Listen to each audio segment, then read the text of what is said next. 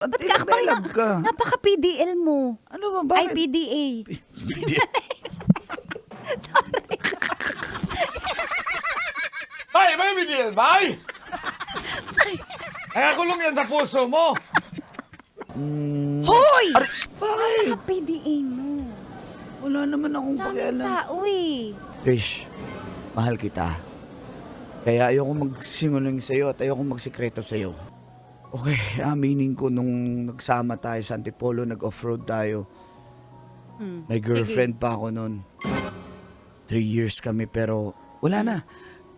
Hiniwalayan ko na siya para sa'yo dahil na-full ako sa'yo. Mahal kita. Talaga? Oo, iniwan ko na. Parang totoong-totoo yung tao mo. Nangiinis ka ba?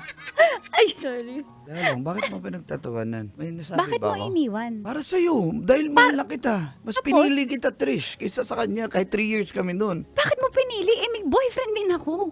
Pero Ano? hindi ako nakipag-iwalay kasi landian. Commitment.